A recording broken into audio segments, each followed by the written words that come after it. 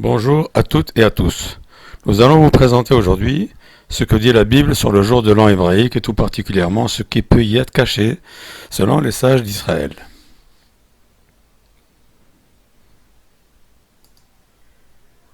Voilà ce qui est écrit au chapitre 23 du Lévitique, versets 23 et 24. L'Éternel parla à Moïse en ces termes, parle ainsi aux enfants d'Israël, au 7e mois, le premier jour du mois, et là il s'agit du jour de l'an hébraïque, sera pour vous un repos solennel, commémoré par une sonnerie de cornes de bélier, ce sera une journée sainte.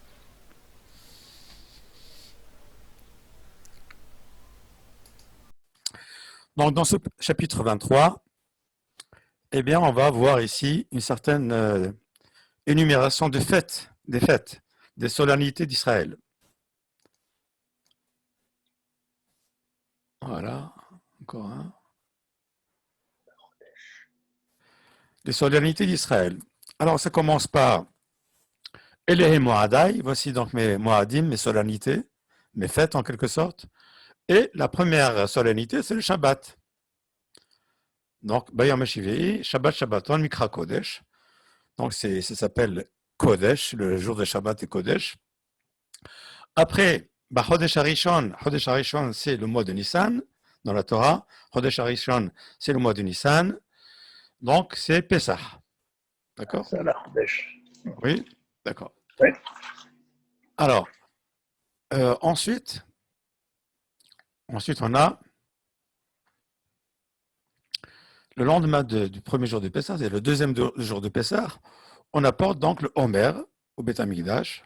Après, à partir de ce jour-là, à partir du deuxième jour de Pessah, Usfartem lachem imachorot Shabbat, mimaviachem et Omer atinufa, Shabbat Shabbatot, Sheva Shabbatot, Timimot Yena. Donc, on va compter donc 7 semaines. 7. Maintenant, on arrive ici à Chodesh HaShavi'i par rapport au premier mois de Nissan, qui est le mois de Nissan. Be'echad la Chodesh, Zichron Teruah. La Torah, elle parle ici de Zichron Teruah. Normalement, ici, on parle de Rosh Hashanah.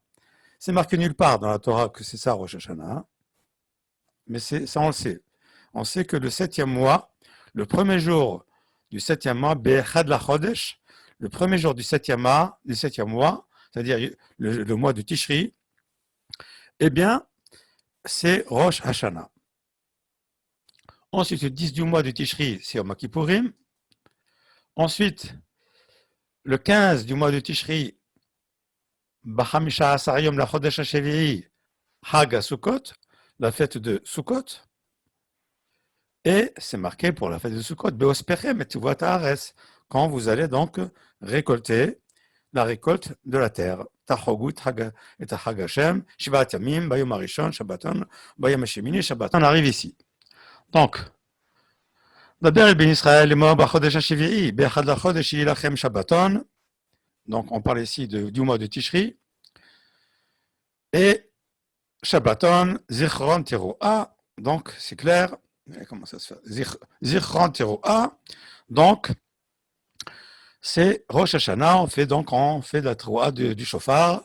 On sonne du shofar. Bien. Le Even Ezra dit, maintenant on va rentrer on va commencer le cours. Le Even Ezra dit, Veta'am, pourquoi il dit Vadaber Hashem Moshe le mort? Hein, d'accord?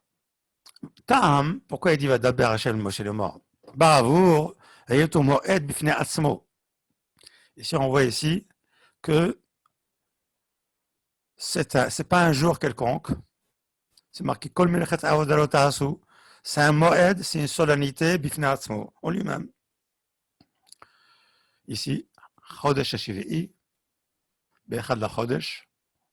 Et dans le verset, comment il sort? Pourquoi il sort pas celui-là là?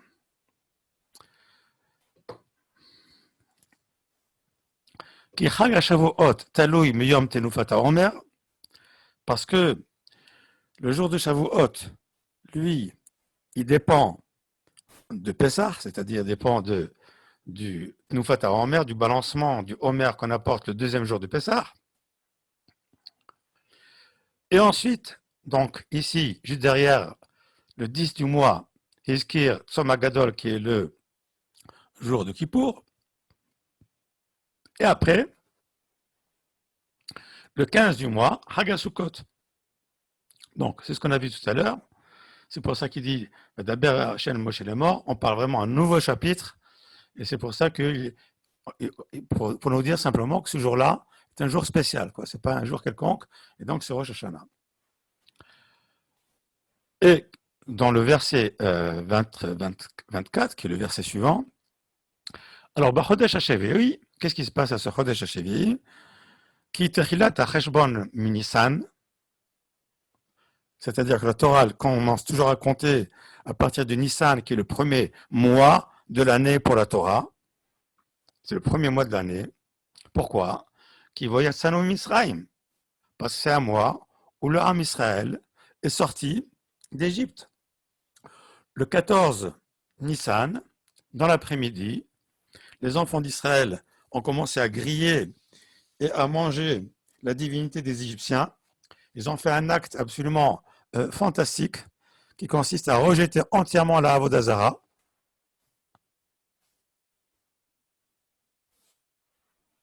Ils ont rejeté entièrement la Avodazara ce jour-là.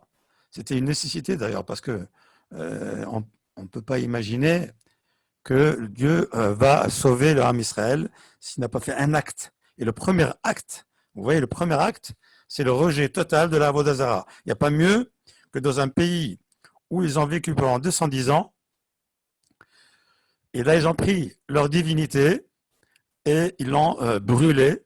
Cette divinité a été brûlée, consommée comme n'importe quel animal, pour bien montrer que le Ham Israël ne croyait pas à la Avodazara, pour supprimer d'eux-mêmes toute trace de Avodazara à ce moment-là. Le Od, qui aviv ha-seorim techila. Qu'est-ce qu'il dit là ici, le Rebbe? Il nous dit que aviv, ce qu'on appelle aviv, le mot aviv vient du mot av, père. Là, la première chose qui arrive, première récolte, c'est la récolte de l'orge. C'est pour ça que le homer, c'est une quantité d'orge qu'on va cueillir le deuxième jour qu'on va apporter au Beth Amikdash le deuxième jour de Pessah. Qui aviv ha-seorim techila. Hag ha-aviv, ça veut dire la fête de la première récolte, qui est une récolte d'orge, seorim d'orge. V'hakar bikore ketzir hitim. Ensuite, on parle de la fête de Shavuot, qui vient donc 7 semaines après le début de Pessah, qui s'appelle ici Ketzir Bikure Ketzir Hitim, les prémices de la récolte du blé. Le blé. Hitim, c'est le blé, là-bas c'était de l'orge, maintenant c'est le blé. Et là on parle ici après de Sukkot. Ospechat Maasecha, quand tu vas récolter tout le reste. Donc c'est donc au début de l'automne, à la fin de l'été, on va récolter donc tous les fruits, tous les légumes et tout le reste d'ailleurs. Là, ici on parle des bikurim, ici à Shavuot on parle des bikurim. Ensuite à la fin de l'été, à la fin de l'été, on va récolter le blé à la fin de l'été. Et là, donc ça c'est effectivement, on voit ici. Donc on voit ici Aviv, on voit Ketzir Chitim, Shavuot. Aviv c'est Pessah, Ketzir Chitim c'est Shavuot. Et Ospecha Maasecha c'est Sukkot. ואלה המועדים תלויים בהיותם בימים הנזכרים. Donc, effectivement, tous ces moadim, toutes ces fêtes-là, dépendent, elles sont dépendantes les unes des autres, par rapport, bien entendu, par rapport à ce qu'on voit dans la nature, au développement de la nature. Et étant donné que à chaque mois, au Beth Hamikdash, on devait, quand on apportait le korbanot du Rosh Chodesh, on devait également sonner des trompettes. Hatzotzot sont des trompettes. Et comme Rosh Hashanah, c'est aussi un Rosh Chodesh, Hine Zikaron Teroa, Gam Yom Teroa, Mitzvah Litkoa Bashofar. On voit ici que le jour de Rosh Hashanah, en plus du fait qu'on sonne des Hatzotzot, on sonnait également du shofar. Spécialement, pourquoi? Parce que Tkiat HaShofar, ici, c'est pour ça qu'on parle ici, à Rosh Hashanah, on parle des Malchuyot. On est mamlich, on dit maintenant, Ayom Harat Olam, c'est toi Dieu qui a créé le monde, donc tu es le Meler, et pour montrer ça, alors on sonne du chauffard. Le fait de sonner du chauffard, eh bien, on accepte, on dit à ce moment-là que Dieu il est le roi du monde. Vechem beyom Kippourim. À Yom Kippourim, pas le jour de Kippour dont nous parlons nous, ce que nous faisons nous. On parle du jour de Kippour, du Yovel. Là aussi, quand il y avait le Yovel, et quand il y aura le Yovel, ben, assez rapidement, on espère, eh bien, on sonnera également du chauffard, le jour du Kippour, quand le jour du Yovel. Alors, voilà. Et là, je vous amène ici à une discussion dans la Gemara de Rosh Hashanah, entre Rabbi Eliezer et Rabbi Yoshua. Je vous ai mis ici, à gauche, tout ce qui correspond à Rabbi Yoshua, et à droite, tout ce qui correspond aux avis de Rabbi Eliezer. Et au milieu, eh bien, au milieu, ce sont les points sur lesquels ils sont tous les deux d'accord. Donc, pour Rabbi Eliezer, le monde a été créé en Tishri. Pour Rabbi Yoshua, le monde a été créé en Nissan. Pour Rabbi Eliezer, les Avot, Abraham et Yaakov, sont nés en Tishri. Et pour Rabbi Yoshua, c'est plutôt en Nissan, Abraham et Yaakov. Pour Rabbi Yoshua, également, ils sont morts en Nissan, alors que pour Rabbi Eliezer, c'est en Tishri qu'ils sont morts. Pour Rabbi Eliezer, Betishri, Atidin et Gaël. Donc ça veut dire que la Géoula viendra en Tishri. On va voir ça, si est-ce que c'est oui ou non vérifié ou non. Voilà la question qu'on va se poser. Est-ce que ça va être vérifié ou non? Là, par exemple, est-ce qu'on peut vérifier ça aujourd'hui, par exemple? Alors que pour Rabbi Yoshua, Benissan, Atidin et Gaël. D'accord? Alors, les points sur lesquels ils sont d'accord, bon, on va passer rapidement. C'est surtout ces points-là qui nous intéressent à nous. Mais ces points ici, par exemple, Israël est né à Pessah. Tout le monde est d'accord. Korash Hashanah, Nifkeda, Sarah, Rachel Vechana. Nifkeda, ça veut dire que Dieu a décidé qu'effectivement Sarah aura un enfant. C'est-à-dire ce jour-là, la décision que Sarah aura un enfant a été effective le jour de Rosh Hashanah. C'est pour ça d'ailleurs qu'on lit la paracha qui correspond à l'annonce de la naissance d'Israël. Eh bien, on la lit à Rosh Hashanah. Le Rosh Hashanah, Yatsa Yosef Asurin. À Rosh Hashanah, Yosef est sorti de prison, puisqu'il est resté 2 ans en prison là-bas comme vous savez très bien.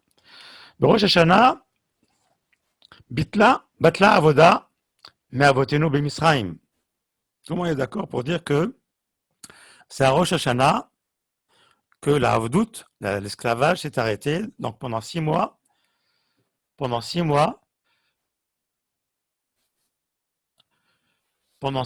enfants d'Israël ont été libérés de la pression de l'esclavage pendant 6 mois, de Rosh Hashanah jusqu'à Nissan. Eh bien, de Rosh Hashanah jusqu'à Nissan, les enfants d'Israël en Égypte, donc les derniers 6 mois de leur résidence en Égypte, étaient des batla, donc la Avdout, et donc c'est arrêté. Et tout le monde est d'accord, ça il n'y a pas besoin de le dire, que tout le monde est d'accord que Benissan et Gaalou, que tous, ils ont été des enfants d'Israël en Égypte, ils sont sortis donc le 15 Nissan, seulement tout le monde sait. Est-ce que vous voyez le curseur là? Oui, très bien.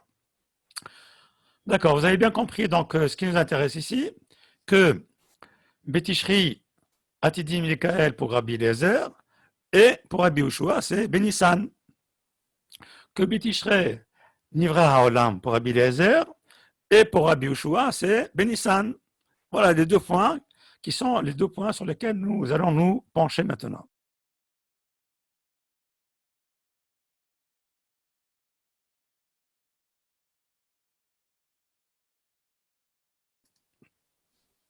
Le Maharsha dit à propos de cet endroit dans le Maseret Rosh Hashanah, page 10, Amud Bet, il va nous expliquer ça. Il nous dit, Betishrei nivra ha'olam, yatsa lanu me'elu devarim, ki lekach nikva Rosh Hashanah be'achad Betishrei, lefi sheha'olam nivra bo, dainu ha'adam. Quand on parle ici que Betishrei nivra ha'olam, on veut dire ici qu'en réalité, c'est Adam qui était Nivra Betishrei, parce que d'après la tradition, eh bien, le monde a été créé, a commencé à être créé à partir du 25 Elul. Et donc le 6e jour, c'est le premier Tishri. Donc c'est ça qui nous explique ici le Maharsha. Ubo ba Adam ladin al shechata. Le même jour où il a été créé, l'homme a été a fauté, et donc Dieu l'a jugé, comme on le sait très bien, puisqu'il a été jugé pour être chassé du Gan Eden. Veshav, et il a fait tchouva, Adam Arishon, il a fait tchouva le jour même. Et Dieu qui a créé le monde, il lui a pardonné.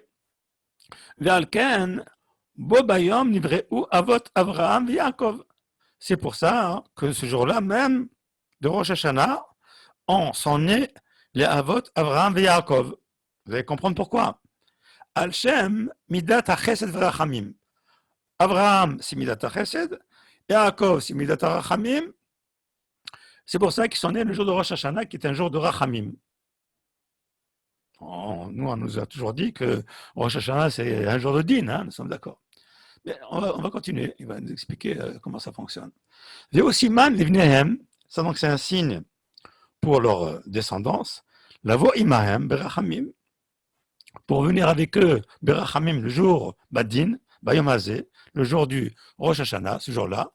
Aval Yitzhak, Sheu Midat Hadin, Nivra Bepesach, mais Yitzhak, qui correspond à Midat Hadin, eh bien, Nivra Bepesach, c'est-à-dire il est né à Pesach, Shebo Haya Sholet Midat Hadin, Ala Misriim, Bemakat Bechorot. À Pesach, Midat Hadin, eh bien, elle s'est abattue sur les Égyptiens, les Bakat Bechorot, Israël Nig'alubo. Et les Juifs ont été sauvés de ça. D'accord. Allez, Midat HaRachamim, pardon, allez, Midat Hadin Akasha à la Misriim. D'accord. Donc, on voit ici que les choses sont vues un petit peu différemment par rapport à ce qu'on pensait. C'est-à-dire que le jour de Rosh Hashanah, on a besoin d'un Midat HaRachamim qui vient d'Adam Arishon, qui vient de Abraham, qui vient de Yaakov, Midat HaRachamim, le jour qui est le jour du Din, qui se trouve être le jour de Rosh Hashanah, alors que Yitzhak, Midat Hadin, eh bien lui, Yitzhak, Midat Hadin, est né donc le premier jour de Pessah, et ce jour-là, c'est un jour sur lequel gouvernait cette Midat Hadin, et qui s'est abattu sur les Égyptiens, et qui a sauvé les enfants d'Israël de l'esclavage et des Égyptiens.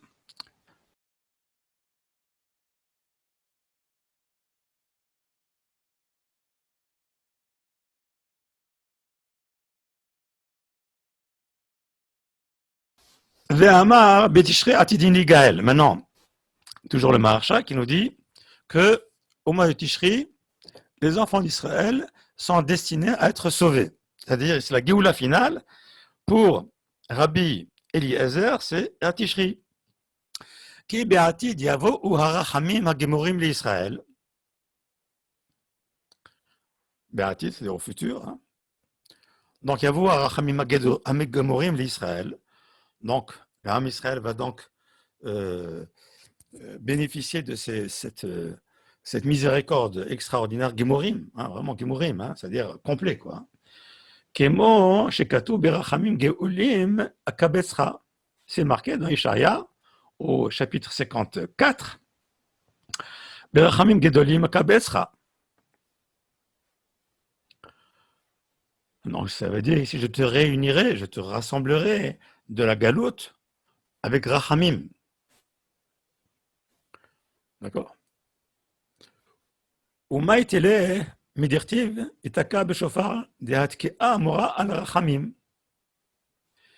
Et donc, Rabbi Eliezer, lui, il assoit son idée par le fait que à Rosh Hashanah, on sonne du shofar, cette sonnerie du shofar, elle symbolise Midat HaRachamim.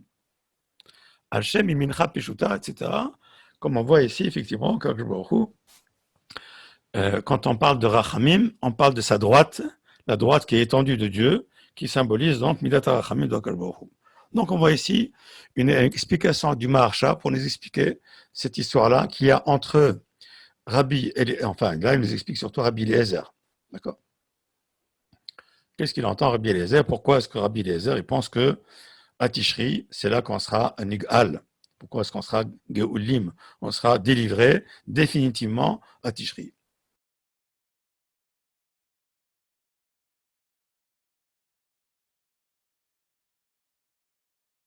Bien, alors passons maintenant ici. Voilà, c'est ce qui dit ici le verset 22 de Yeshaïa, au chapitre 60. Akaton Yel Elef, le plus petit sera aussi grand que 1000. C'est à ce moment-là. Hein. Ve'atza'ir legoy atzum. À ce moment-là, au moment de cette Géoula finale, legoy atzum, et le jeune sera comparé à une nation puissante. Ani Hashem beita chishena. Ah mince. Je suis Dieu, je suis l'Éternel, Beita Chishena, en 100 ans, je l'accélérerai. De quoi la Géoula?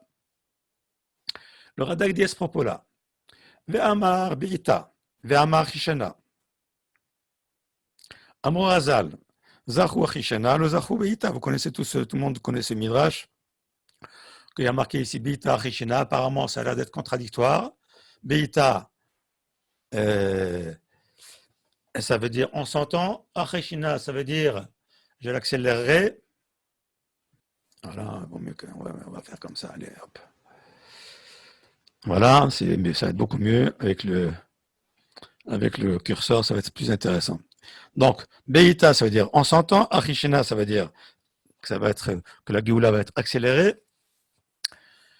Et les Mfarshim expliquent ce que disent les Chachamim, Amro Razal, Zahu Achishina, Lo Zahu Beita. Donc, s'ils ont mérité, c'est-à-dire ils ont mérité, ça veut dire ils ont fait tchouva, les enfants d'Israël dans la galoute, ils ont fait tchouva, ils ont fini leur mission, par exemple. Alors, à ce moment-là, Chishena, je l'accélérerai, Lozahu Beita.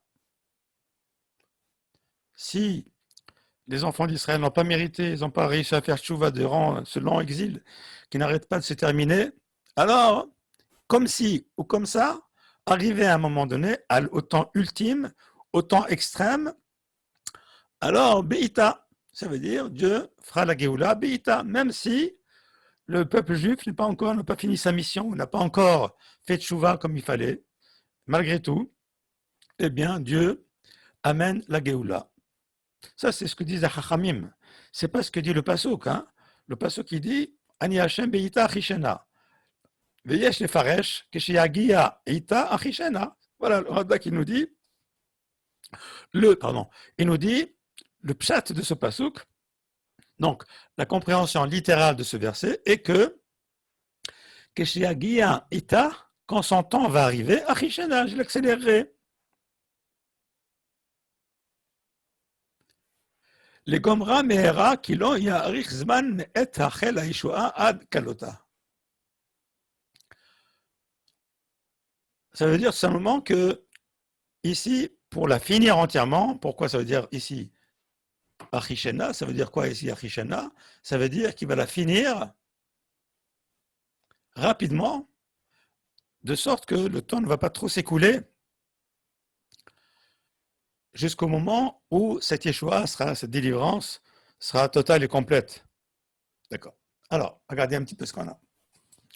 On a ici deux colonnes. La première colonne, c'est Beïta. La deuxième colonne, c'est Achishana. On a le mois de Nissan. On a le mois de Tishri. Et on a deux éléments également que nous connaissons tous, qui sont le Mashiach ben Yosef et l'autre, le Mashiach ben David. Agav, le mot Achishana, ça veut dire accélérer. Alors, les Hachamim disent Zachu Achishana. Dans quelles conditions il peut effectivement accélérer cette délivrance? Si les enfants d'Israël ont fini leur mission, s'ils ont fait tchouva entièrement, il y a une autre possibilité qu'on ne voit pas ici. C'est que s'il y a une menace existentielle de Am Israël, Akadosh Baruch Hu, il va se faire cette Achishena aussi. Il ne va pas laisser les enfants d'Israël être exterminés entièrement. Donc Achishena peut s'appliquer là aussi. Regardez bien ce qui se passe ici. Je recommence là. On a donc deux colonnes. Une colonne Achishana et une colonne Beïta. Regardez. Si on compare avec ce qui se passe aujourd'hui,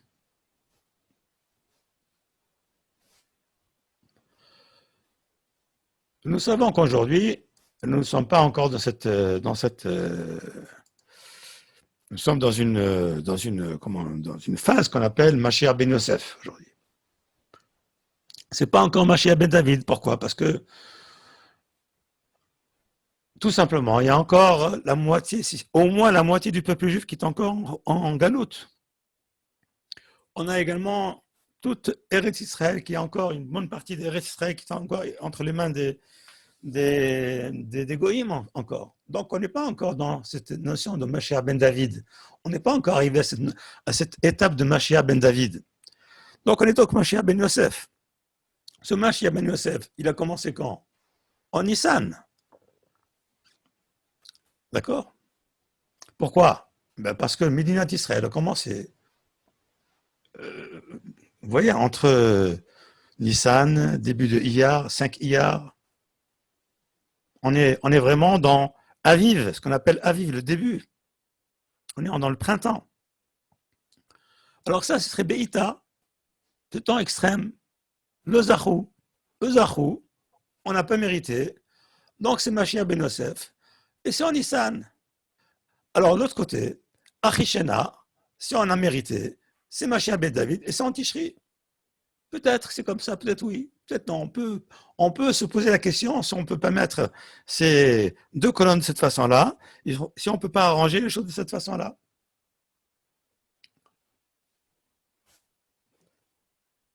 Maintenant, regardez ce qui se passe ici.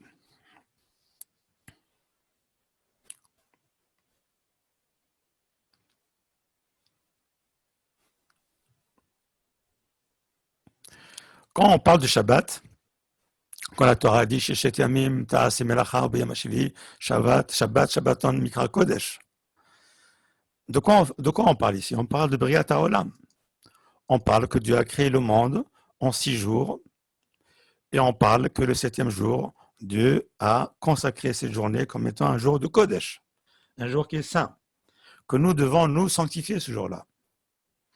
Et par là même, quand on sanctifie ce jour-là, alors on concrétise notre émouna en Dieu d'abord, qui est le maître du monde, et qu'il a créé le monde en 6 jours. D'accord?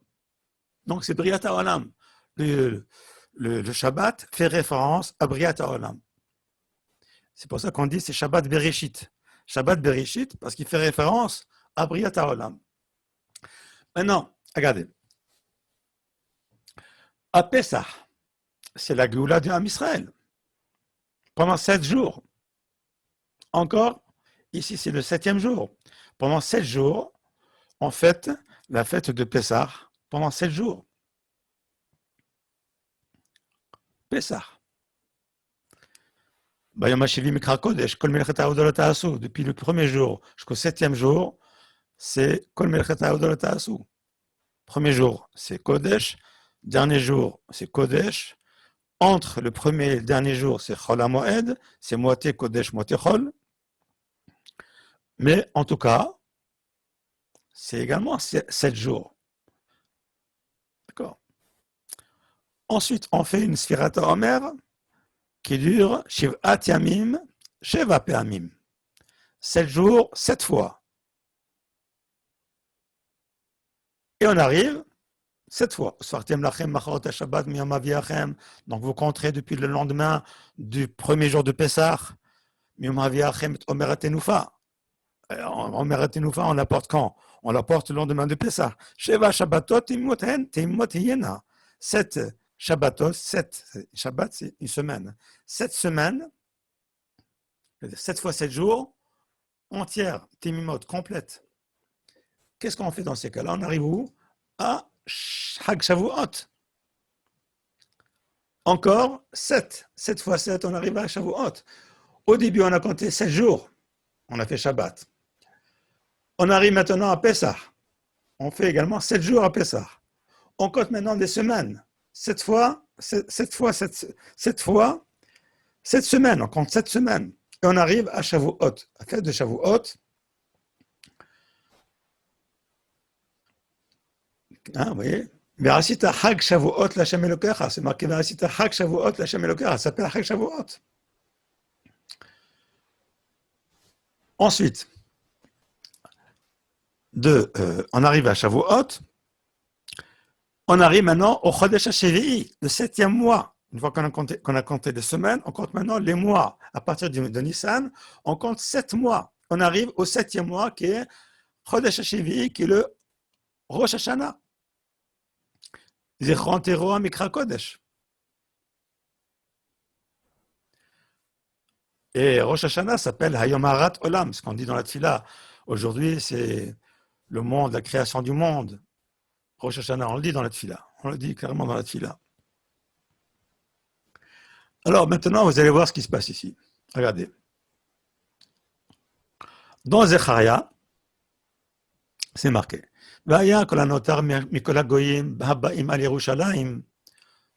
Ici, on parle des notars, des restes des goyim qui viennent à Jérusalem. Ça veut dire que quand on parle de notar, d'un reste, ça veut dire qu'il y a ceux qui ne restent pas, quoi, en fait. Hein.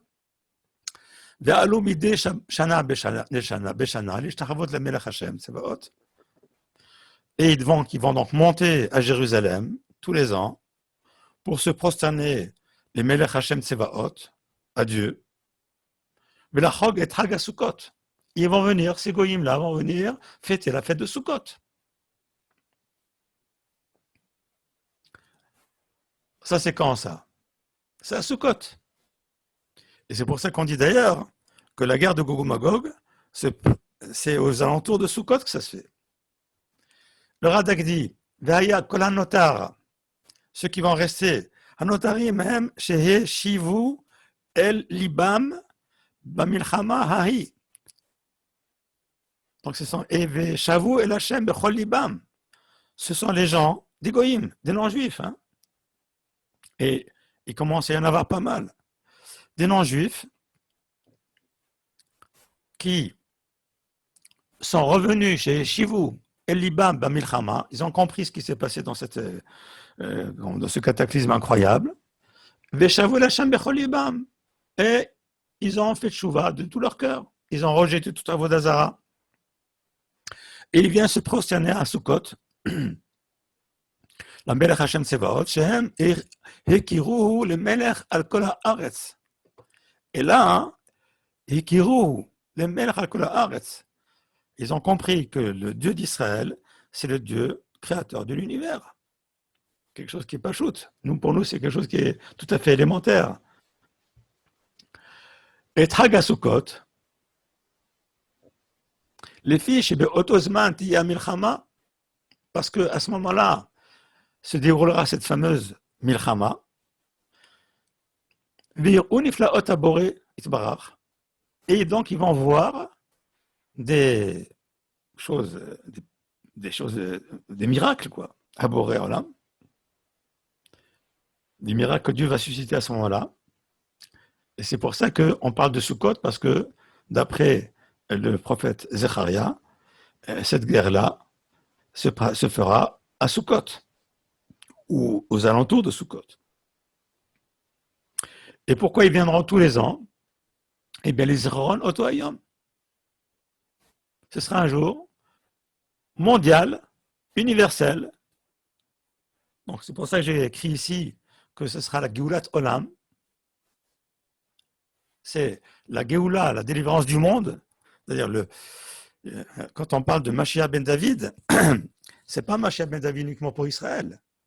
C'est un Mashiach qui est un Mashiach qui est dans l'influence ou la retombée. C'est une retombée qui sera une retombée, on va dire, mondiale, cosmique.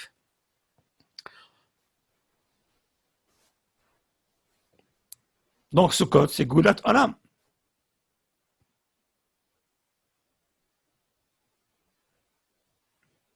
Et comment on sait? Regardez un petit peu comment on sait ça. Regardez. Dans la fête de Sukkot, eh bien, on apportait des korbanot.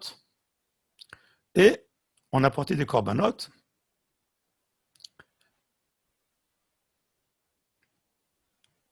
Et on apportait des parim, des taureaux. Et donc, on commençait par 13, et après 12, et 11, etc., etc. On descendait au fur et à mesure, chaque jour, un par en moins. Que dit Rashi là-bas? Que disait Hachamim? Keneged shiv'im umot shimitma'atim ve'olchim. On voit bien qu'à Sukkot ici, même dans la Torah, ces parim sont apportés. Et ça concerne les umot ha'olam, toutes les nations du monde. Et regardez ici, la fête de Sukkot, c'est la fête de la Simcha. Plus que toute autre fête, c'est la fête de la Simcha. C'est marqué au Smartem, il n'y a pas plus grande Simcha quand tout le monde arrivait à cette rédemption globale, générale. Et c'est pour ça que, dès à présent, nous, on fait cette fête de Sukkot avec une grande Simcha. On apporte des différentes espèces végétales qu'on balance et qu'on fait tout ce qu'on fait à Sukkot, bien entendu. On fait une cabane, et on fait. Et Shmini Atzeret, c'est la clôture.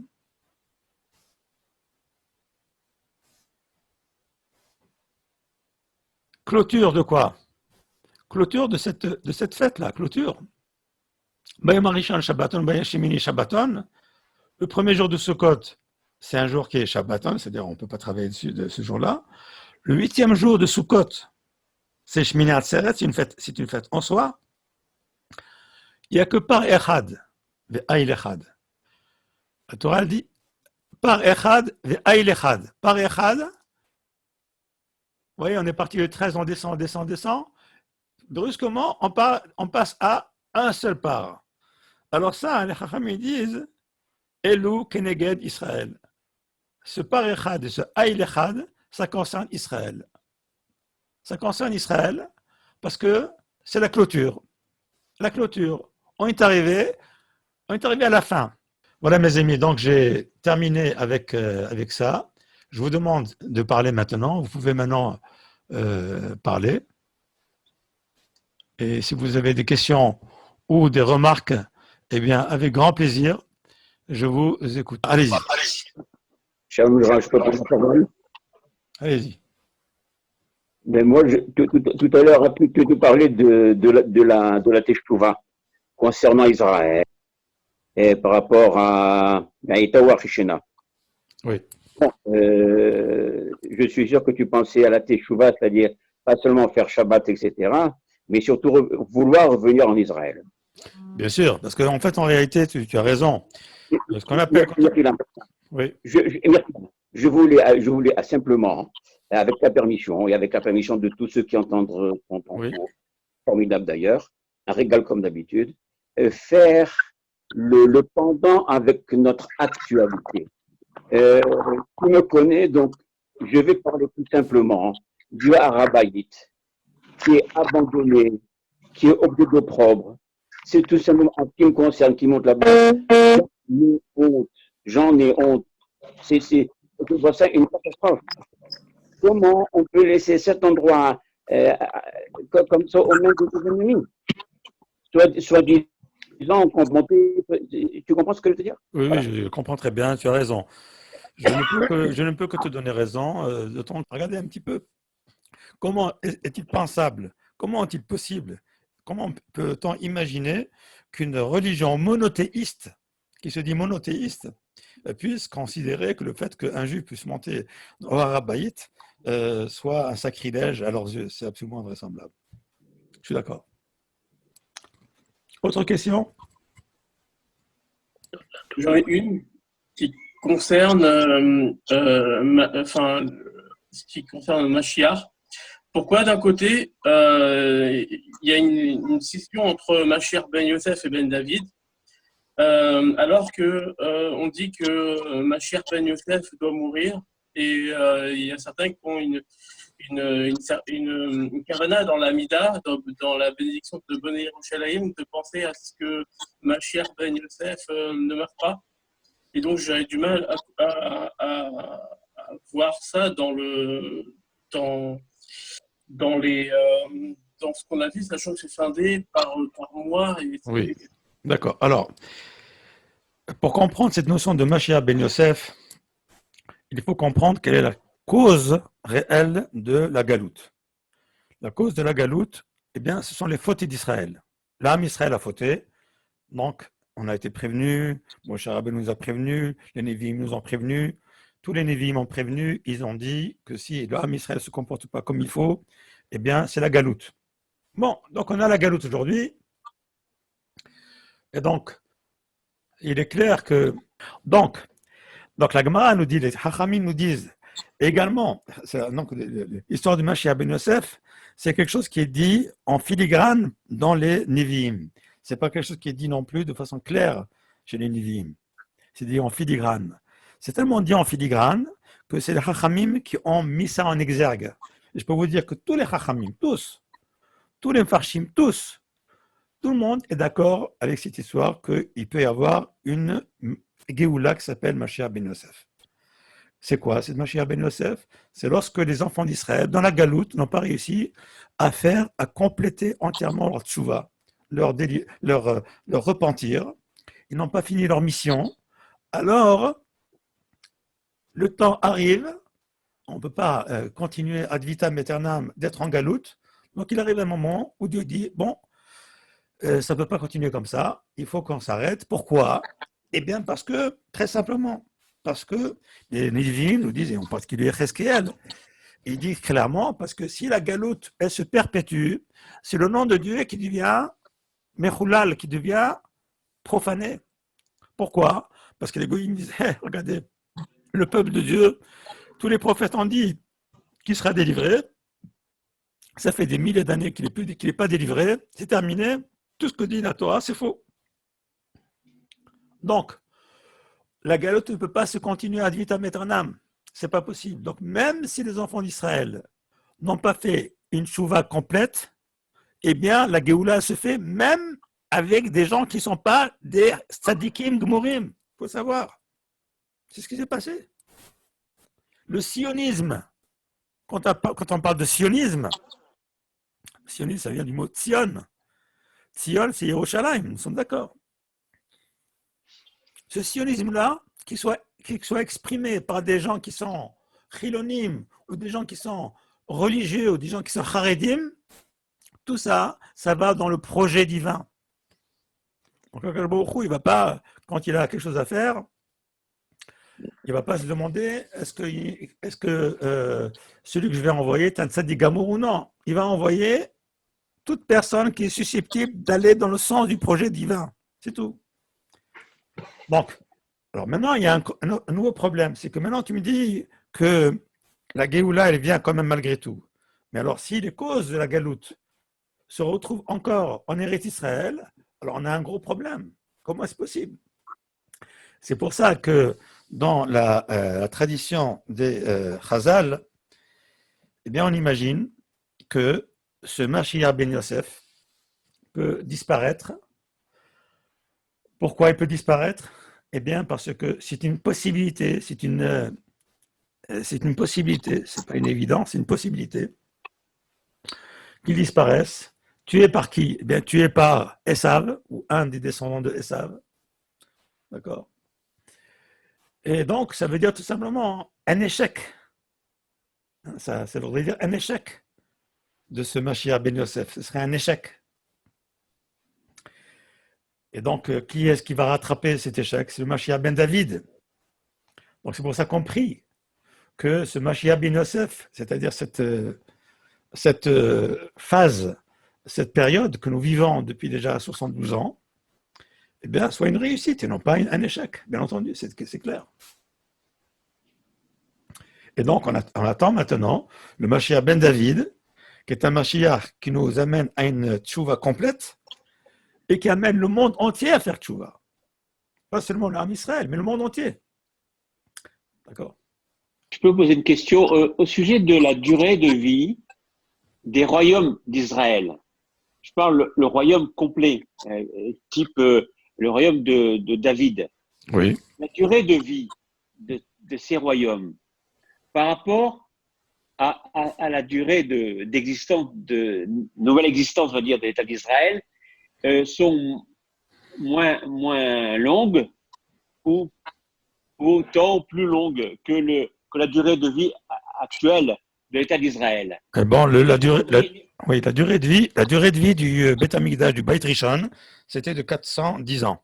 Le Beit Rishon, c'était à partir de Salomon. Je parle de... Non. Ma question, c'est de chaque roi d'Israël. Ah, chaque roi d'Israël.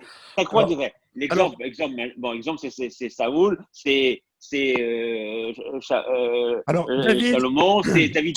Est-ce que leur durée d'existence de chaque roi, et leur activité en tant que roi est supérieure à la durée d'existence de l'État d'Israël actuel?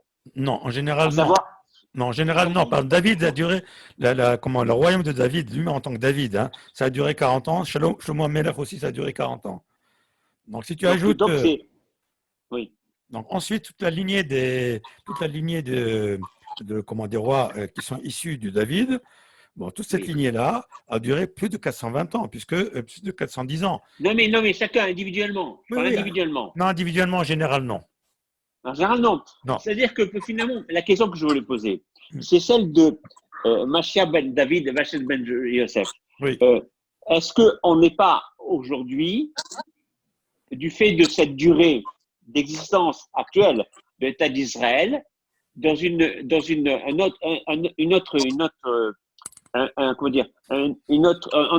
en dépendant d'un autre Mashiach ben David. C'est-à-dire on est passé de Mashiach ben Yosef jusqu'à l'existence de l'État d'Israël, ou jusqu'à maintenant, peut-être, il y a une durée de vie qui est déjà dépassée, et on est passé maintenant, on attend donc le Mashiach ben David. On est passé de l'un à l'autre, parce que une majorité importante de Juifs sont installés donc à l'État d'Israël, que la durée de vie de l'État d'Israël actuel dépasse un certain nombre d'années, fait que maintenant, en dépendant de Mashiach ben David. Je ne sais pas si je me suis fait comprendre. Non, je comprends très bien que vous êtes en train de me dire qu'on est en train de rentrer dans l'ère de Mashiach ben David. Oui. Je ne suis pas contre, hein. On n'est pas encore arrivé, mais on voit les signes. On va dire qu'on voit les signes précurseurs parce que nous voyons arriver devant nous une dimension cosmique. On voit devant nous, des phénomènes qui sont des phénomènes mondiaux, qui sont des phénomènes grands. Et là, on est obligé de se poser la question.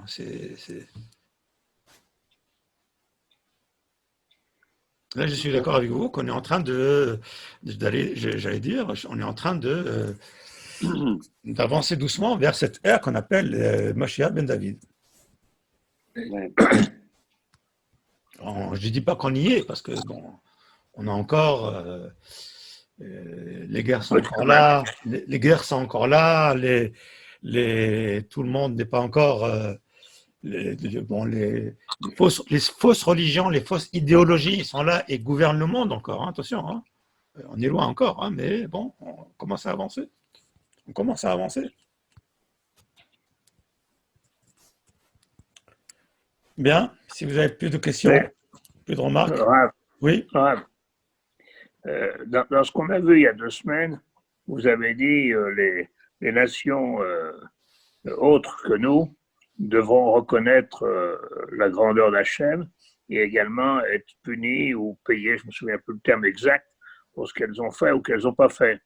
Et ça correspondrait bien à ce que vous dites sur le Mashiach ben David. bien sûr. C'est-à-dire que, comment?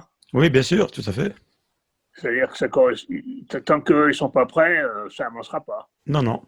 Non, non, c'est pas que ça avancera pas.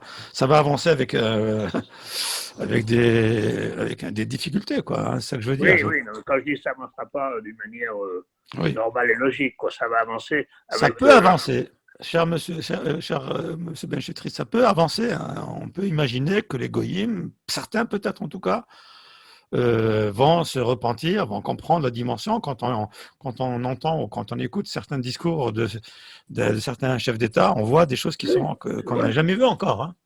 C'est vrai, c'est vrai. Oui, oui, On n'a jamais vu encore. oui, c'est Donc, vrai. il y a donc des choses des signes précurseurs que nous voyons, nous, que nous ressentons de notre vivant aujourd'hui. C'est incroyable.